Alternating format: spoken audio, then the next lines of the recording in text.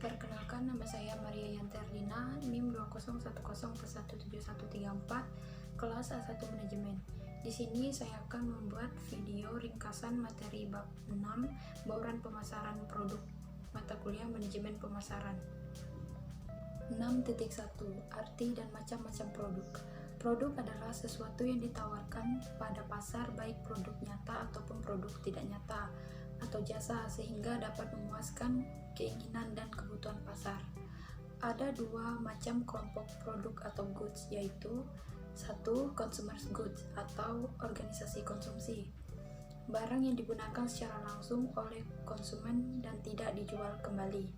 Yang kedua, industrial goods atau barang produsen, barang-barang yang dibeli untuk diperdagangkan lebih lanjut atau barang yang akan dipakai dalam proses pengelolaan lebih lanjut. Ada beberapa macam perlakuan terhadap produk agar permintaan terhadap produk meningkat, antara lain 1. Packing, yaitu pengemasan atau pembungkusan barang-barang dengan tujuan melindungi barang tidak rusak dan tetap utuh. Yang kedua, branding, nama atau simbol yang digunakan pada suatu produk agar produsen dapat memperkenalkan produknya guna membedakan dengan produk lain. Yang ketiga, labeling, selembar kertas, metal, atau benda lain yang dibutuhkan pada produk yang menunjukkan tanda atau informasi tentang isi, milik, dan sumber.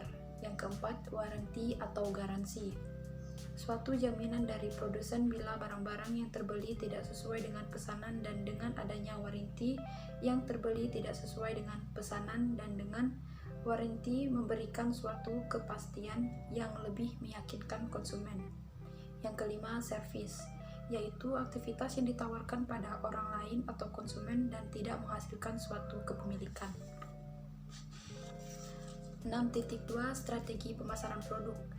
Pengembangan produk yang sudah ada antara lain produk line atau lini produk, yaitu kelompok produk yang berhubungan dengan erat karena fungsinya serupa, dijual kepada kelompok pelanggan yang sama, dipasarkan lewat jenis toko yang sama atau masuk dalam kisaran harga yang sudah ada.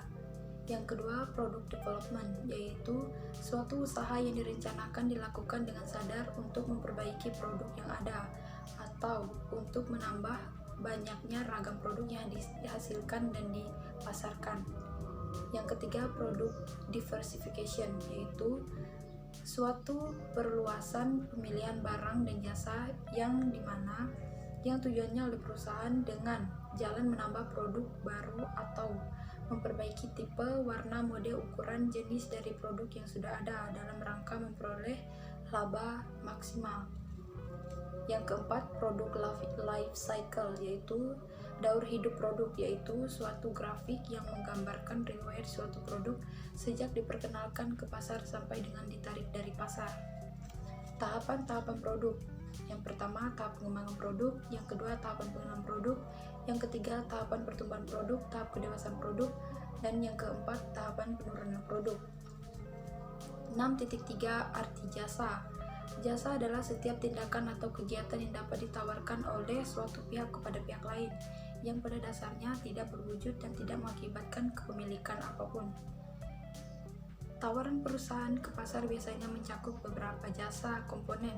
Jasa dapat merupakan bagian kecil atau bagian utama dari total penawaran. Penawaran dapat dibedakan menjadi 5 kategori.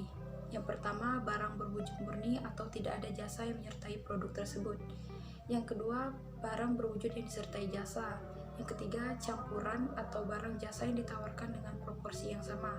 Yang keempat, jasa utama yang disertai barang. Yang kelima, jasa murni.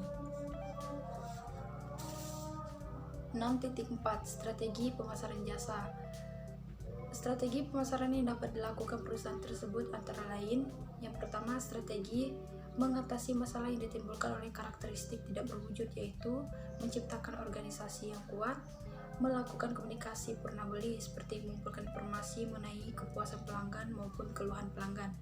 Yang kedua, strategi mengatasi masalah yang ditimbulkan oleh karakteristik yang tidak terpisahkan, yaitu menggunakan berbagai macam lokasi jasa. Yang ketiga, strategi mengatasi masalah yang ditimbulkan oleh karakteristik bervariasi, yaitu menambah dan memanfaatkan peralatan canggih serta melakukan standarisasi produksi. Yang keempat, strategi mengatasi masalah yang ditimbulkan oleh karakteristik tidak tahan lama, yaitu menggunakan berbagai pendekatan untuk mengatasi permintaan yang berfluktuasi atau manajemen permintaan. Yang B, melakukan penyesuaian permintaan dan kapasitas secara simultan sehingga tercapai kesesuaian antara keduanya atau manajemen penawaran.